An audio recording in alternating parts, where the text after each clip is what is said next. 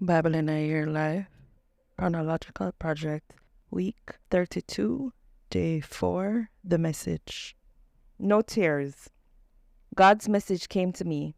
Son of man, I'm about to take from you the delight of your life. A real blow, I know. But please, no tears. Keep your grief to yourself. No public mourning. Get dressed as usual and go about your work. None of the usual funeral rituals. I preached to the people in the morning. That evening, my wife died. The next morning, I did as I'd been told. The people came to me saying, "Tell us why you're acting like this. What does it mean anyway?" So I told them, God's word came to me saying, "Tell the family of Israel, this is what God, the Master, says. I will desecrate my sanctuary, your proud impregnable fort, the delight of your life, your heart's desire. The children you left behind will be killed. Then you'll do exactly as I have done. You'll perform none of the usual funeral rituals. You'll get dressed as usual and go about your work. No tears. But your sins will eat away at you from within, and you'll groan among yourselves. Ezekiel will be your example. The way he did it is the way you'll do it. When this happens, you'll recognize that I am God, the Master. And you, Son of Man, the day I take away the people's refuge, their great joy, the delight of their life, what they've most longed for, along with all their children, on that very day a survivor will arrive and tell you what happened to the city. You'll break your silence and start talking again, talking to the survivor. Again, you'll be an example for them, and they'll recognize that I am God. Acts of vengeance. God's message came to me. Son of man, face Ammon and preach against the people. Listen to the message of God the Master. This is what God has to say. Because you cheered when my sanctuary was desecrated and the land of Judah was devastated and the people of Israel were taken into exile, I'm giving you over to the people of the east.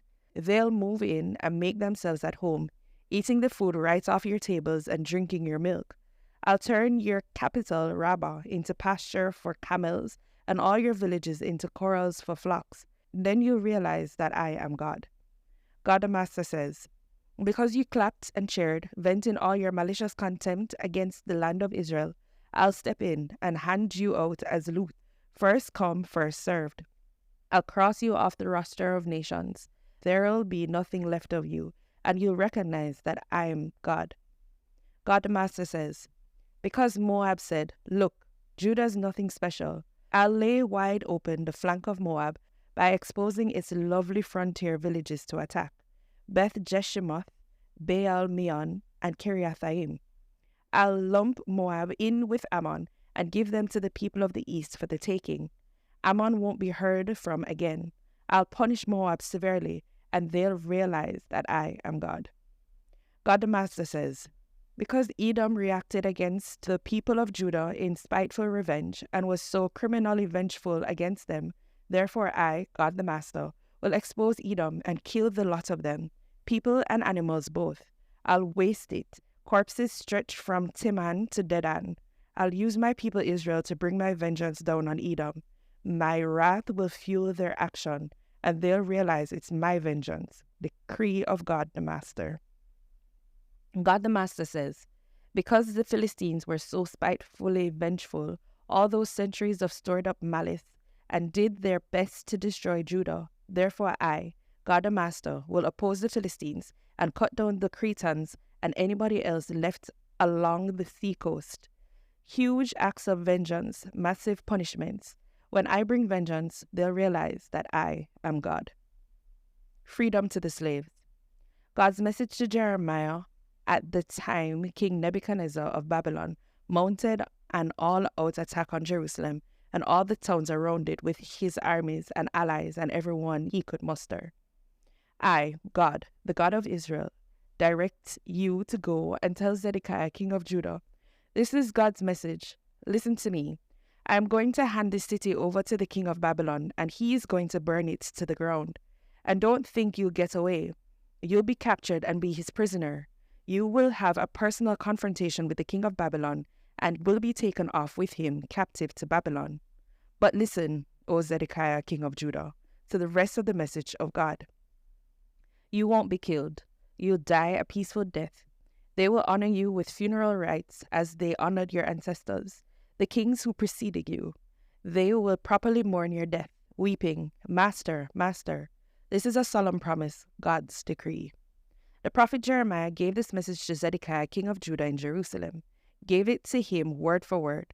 It was at the very time that the king of Babylon was mounting his all-out attack on Jerusalem and whatever cities in Judah that were still standing. Only Lachish and Azekah, as it turned out, they were the only fortified cities left in Judah. God delivered a message to Jeremiah after King Zedekiah made a covenant with the people of Jerusalem to decree freedom to the slaves who were Hebrews, both men and women. The covenant stipulated that no one in Judah would own a fellow Jew as a slave. All the leaders and people who had signed the covenant set free the slaves, men and women alike. But a little while later, they reneged on the covenant, broke their promise, and forced their former slaves to become slaves again. Then Jeremiah received this message from God. God, the God of Israel, says, I made a covenant with your ancestors when I delivered them out of their slavery in Egypt. At the time, I made it clear. At the end of 7 years, each of you must free any fellow Hebrew who has had to sell himself to you. After he had served 6 years, set him free. But your ancestors totally ignored me. And now you, what have you done? First, you turned back to the right way and did the right thing, decreeing freedom for your brothers and sisters, and you made it official in a solemn covenant in my temple. And then you turned right around and broke your word, making a mockery of both me and the covenant, and made them all slaves again, these men and women you just set free. You forced them back into slavery. So here's what I, God, have to say. You have not obeyed me and set your brothers and sisters free. Here's what I'm going to do. I'm going to set you free. God's decree. Free to get killed in war or by disease or by starvation. I'll make you a spectacle of horror. People all over the world will take one look at you and shudder. Everyone who violated my covenant, who didn't do what was solemnly promised in the covenant ceremony when they split the young bull into 2 halves and walked beside them. All those people that day who walked between the 2 halves of the bull, leaders of Judah and Jerusalem, palace officials, priests, and all the rest of the people. I'm handing the lot of you over to their enemies who are out to kill them. Their dead bodies will be carrion food for vultures and stray dogs. As for Zedekiah, king of Judah, and his palace staff, I'll also hand them over to their enemies who are out to kill them. The army of the king of Babylon has pulled back for a time, but not for long, for I'm going to issue orders that will bring them back to this city. They'll attack and take it and burn it to the ground. The surrounding cities of Judah will fare no better. I'll turn them into ghost towns, unlivable and unlived in. God's decree. Start each day with a sense of justice. God's message to Jeremiah when King Zedekiah sent Pashur, son of Malchijah, and the priest Zephaniah, son of Maaseiah, to him with this request. Nebuchadnezzar, king of Babylon, has waged war against us. Pray to God for us. Ask him for help. Maybe God will intervene with one of his famous miracles and make him leave. But Jeremiah said, Tell Zedekiah, this is the God of Israel's message to you. You can say goodbye to your army, watch morale and weapons flush down the drain. I'm going to personally lead the king of Babylon and the Chaldeans against whom you're fighting so hard right into the city itself. I'm joining their side and fighting against you, fighting all out, holding nothing back, and in fierce anger. I'm prepared to wipe out the population of this city, people and animals alike, in a raging epidemic. And then I will personally deliver Zedekiah, king of Judah, his princes, and any survivors left in the city who haven't died from disease, been killed, or starved. I'll deliver them to Nebuchadnezzar, king of Babylon. Yes, hand them over to their enemies, who have come to kill them. He'll kill them ruthlessly, showing no mercy. And then tell the people at large, God's message to you is this. Listen carefully. I'm giving you a choice, life or death. Whoever stays in this city will die, either in battle or by starvation or disease. But whoever goes out and surrenders to the Chaldeans, who have surrounded the city, will live. You'll lose everything, but not your life. I'm determined to see this city destroyed. I'm that angry with this place. God's decree. I'm going to give it to the king of Babylon, and he's going to burn it to the ground. To the royal house of Judah, listen to God's message. House of David, listen, God's message to you.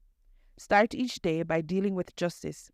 Rescue victims from their exploiters. Prevent fire, the fire of my anger. For once it starts, it can't be put out. Your evil regime is fuel for my anger. Don't you realize that I'm against you? Yes, against you. You think you've got it made, all snug and secure. You say, who can possibly get to us? Who can crash our party? Well, I can and will. I'll punish your evil regime. I'll start a fire that will rage unchecked, burn everything in sight to cinders. Never a world power again. In the 10th year, in the 10th month, on the 12th day, God's message came to me. Son of man, confront Pharaoh, king of Egypt. Preach against him and all the Egyptians. Tell him, God the Master says, watch yourself, Pharaoh, king of Egypt. I'm dead set against you, you lumbering old dragon, lolling and flaccid in the Nile, saying, it's my Nile, I made it, it's mine. I'll set hooks in your jaws. I'll make the fish of the Nile stick to your scales. I'll pull you out of the Nile with all the fish stuck to your scales. Then I'll drag you out into the desert, you and all the Nile fish sticking to your scales. You'll lie there in the open, rotting in the sun, meat to the wild animals and carrion birds. Everything living in Egypt will realize that I am God. Because you've been a flimsy reed crutch to Israel, so that when they gripped you, you splintered and cut their hand, and when they leaned on you, you broke and sent them sprawling. Message of God the Master. I'll bring war against you, do away with people and animals alike, and turn the country into an empty desert so they'll realize that I am God. Because you said, it's my Nile, I made it. It's all mine. Therefore, I am against you and your rivers. I'll reduce Egypt to an empty, desolate wasteland, all the way from Migdol in the north to Sien and the border of Ethiopia in the south. Not a human will be seen in it, nor will an animal move through it. It will be just empty desert, empty for 40 years. I'll make Egypt the most desolate of all desolations. For 40 years, I'll make her cities the most wasted of all wasted cities. I'll scatter Egyptians to the four winds, send them off every which way into exile. But, says God the Master, that's not the end of it. After the 40 years, I'll gather up the Egyptians from all the places where they've been scattered. I'll put things back together again for Egypt. I'll bring her back to Pathros, where she got her start long ago. There, she'll start over again from scratch. She'll take her place at the bottom of the ladder, and there she'll stay, never to climb that ladder again, never to be a world power again. Never again will Israel be tempted to rely on Egypt. All she'll be to Israel is a reminder of old sin. Then Egypt will realize that I am God, the Master. In the 11th year, on the 7th day of the 1st month, God's message came to me. Son of man, I've broken the arm of Pharaoh, king of Egypt, and look, it hasn't been set. No splint has been put on it, so the bones can knit and heal, so he can use a sword again. Therefore, God the Master says, I am dead set against Pharaoh, king of Egypt, and will go ahead and break his other arm, both arms broken. There is no way he'll ever swing a sword again. I'll scatter Egyptians all over the world. I'll make the arms of the king of Babylon strong and put my sword in his hand. But I'll break the arms of Pharaoh, and he'll groan like one who is mortally wounded. I'll make the arms of the king of Babylon strong, but the arms of Pharaoh will go limp. The Egyptians will realize that I am God when I place my sword in the hand of the king of Babylon. He'll wield it against Egypt, and I'll scatter Egyptians all over the world. Then they'll realize that I am God. The funeral of the big tree. In the 11th year, on the 1st day of the 3rd month, God's message came to me. Son of man, tell Pharaoh, king of Egypt, that pompous old goat, who do you, astride the world, think you really are? Look, Assyria was a big tree, huge as a Lebanon cedar, beautiful limbs offering cool shade, skyscraper high, piercing the clouds. The waters gave it drink. The primordial deep lifted it high, gushing out rivers around the place where it was planted, and then branching out in streams to all the trees in the forest. It was immense, dwarfing all the trees in the forest, thick boughs, long limbs, roots delving deep into earth's waters. All the birds of the air nested in its boughs. All the wild animals gave birth under its branches. All the mighty nations lived in its shade. It was stunning in its majesty, the reach of its branches, the depth of its water-seeking roots. Not a cedar in God's garden came close to it. No pine tree was anything like it. Mighty oaks looked like bushes growing alongside it. Not a tree in God's garden was in the same class of beauty.